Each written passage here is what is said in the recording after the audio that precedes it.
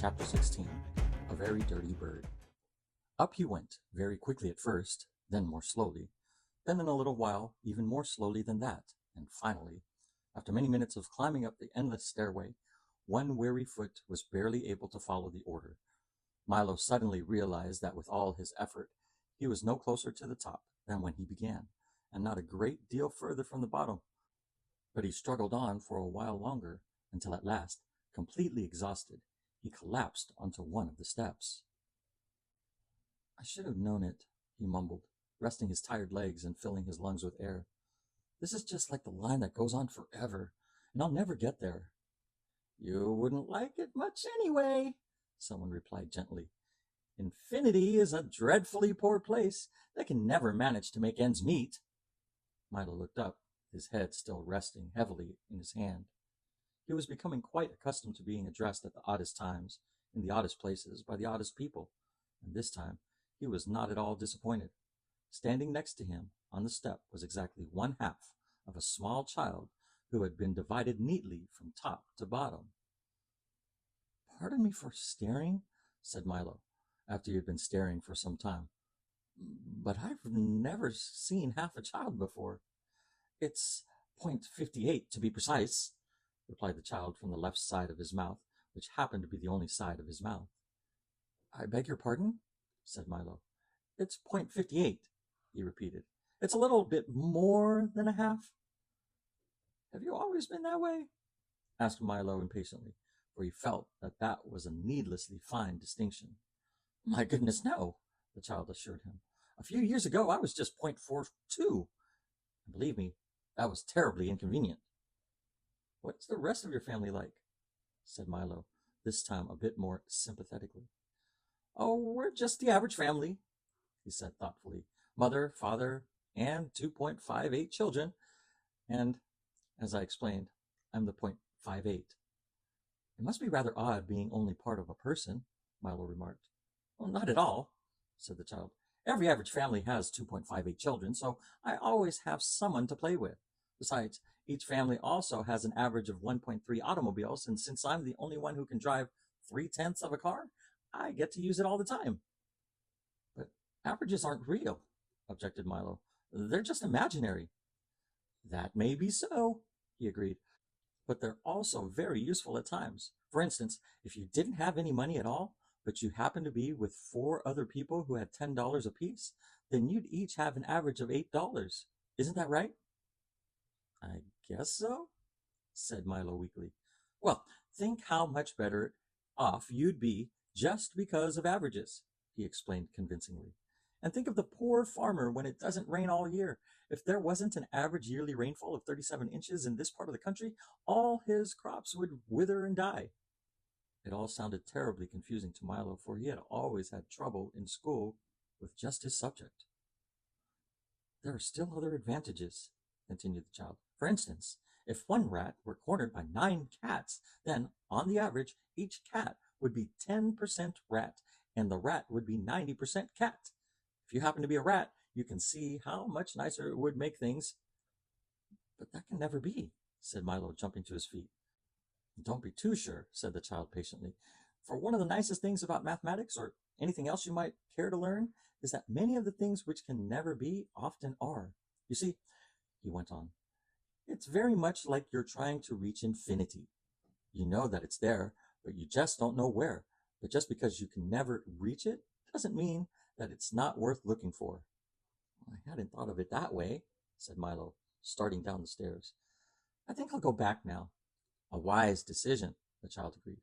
"But try again someday. Perhaps you'll get much closer." And as Milo waved goodbye, he smiled warmly, which he usually did on the average of 47 times a day. "Everyone here knows so much more than I do," thought Milo, as he leaped from step to step. "I'll have to do a lot better if I'm going to rescue the princesses." In a few moments, he'd reached the bottom again and burst into the workshop, where Talk and the Humbug were eagerly watching the mathematician perform. "Ah, back already," he cried, greeting him from a friendly wave. "I hope you found what you were looking for." "I'm afraid not," admitted Milo, and then he added to a very discouraged tone, "Everything in Digitopolis is much too difficult for me." The mathematician nodded knowingly, and stroked his chin several times. "You'll find," he remarked gently, "that the only thing you can do easily is be wrong, and that's hardly worth the effort." Milo tried very hard to understand all the things he'd been told and all the things he'd seen, and as he spoke, one curious thing still bothered him. "Why is it," he said quietly, "that quite often even the things which are correct just don't seem to be right?" A look of deep melancholy crossed the mathematician's face, and his eyes grew moist with sadness. Everything was silent, and it was several minutes before he was able to reply at all. "How very true," he sobbed, supporting himself on the staff. "It has been that way since rhyme and reason were banished." "Quite so," began the humbug. "I personally feel that. And all because of that stubborn wretch Azaz," roared the mathematician, completely overwhelming the bug. For now his sadness had changed to fury, and he stalked about the room, adding up anger and multiplying wrath. "It's all his fault." "Perhaps if you discussed it with him," Milo started to say, but never had time to finish. "He's much too unreasonable," interrupted the mathematician again. "Why, just last month I sent him a very friendly letter, which he never had the courtesy to answer. See for yourself." He handed Milo a copy of the letter, which read 4,738, 1,919, 667, 394,017, 5,841, 62,589, 85,371, 14, 39,588, 7,190,434, 203, 27,689, 57,131, 481,206, 5,864, 98,053, 62,179,875,073. "But maybe he doesn't understand numbers," said Milo, who found it a little difficult to read himself. "Nonsense!" he bellowed. "Everyone understands numbers. No matter what language you speak, they always mean the same thing. A 7 is a 7 anywhere in the world." "My goodness," thought Milo. "Everybody is so terribly sensitive about the things they know best." "With your permission," said Talk, changing the subject, "we'd like to rescue rhyme and reason." "Has Azaz agreed to it?" the mathematician inquired. "Yes, sir," the dog assured him. "Then I don't," he thundered again. "For since they've been banished, we've never agreed on anything, and we never will." He emphasized his last remark with a dark and ominous look. "Never?" asked Milo, with the slightest touch of disbelief in his voice. "Never," he repeated. "And if you can prove otherwise, you have my permission to go." "Well," said Milo, who had thought about this problem very carefully ever since leaving Dictionopolis, "then with whatever Azaz agrees, you disagree." "Correct," said the mathematician with a tolerant smile. "And with whatever Azaz disagrees, you agree." "Also correct," yawned the mathematician, nonchalantly cleaning his fingernails with the point of his staff. "Then each of you agrees that he will disagree with whatever each of you agrees with?" said Milo triumphantly. "And if you both disagree with the same thing, then aren't you really in agreement?" "I've been tricked!" cried the mathematician helplessly, for no matter how he figured, it still came out just that way. "Splendid effort," commented the humbug jovially. "Exactly the way I would have done it." "And now, may we go?" added Talk. The mathematician accepted his defeat with grace, nodded weakly, and then drew the three travelers to his side. "It's a long and dangerous journey," he began softly, and a furrow of concern creased his forehead. "Long before you find them, the demons will know you're there. Watch for them well," he emphasized, "for when they appear, it might be too late."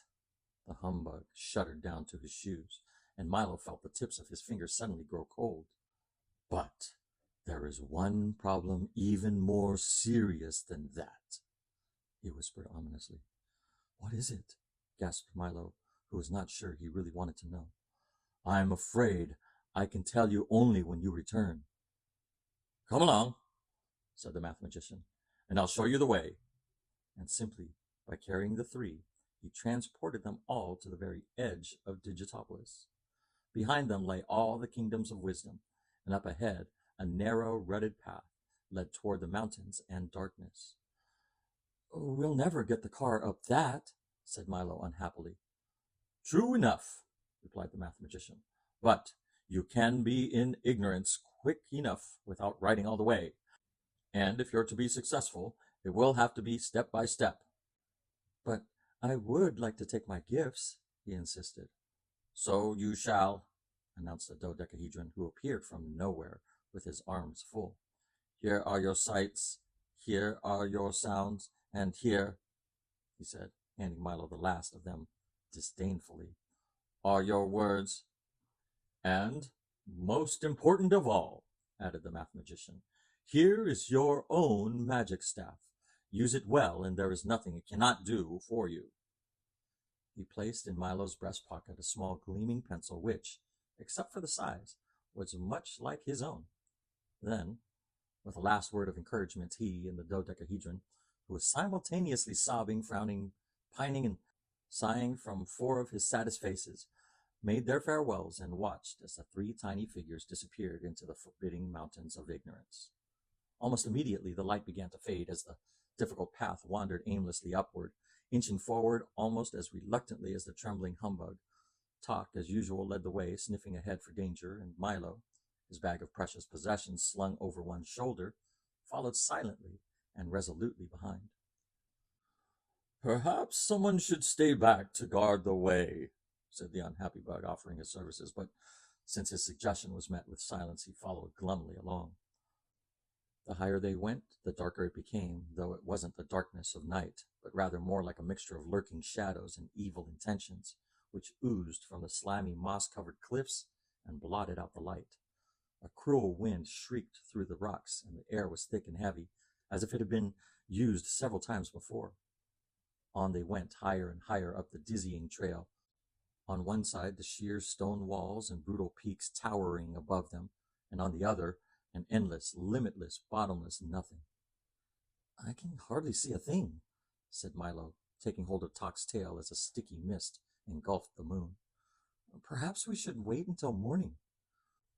"There'll be morning for you soon enough," came a reply from directly above, and this was followed by a hideous cackling laugh, very much like someone choking on a fishbone.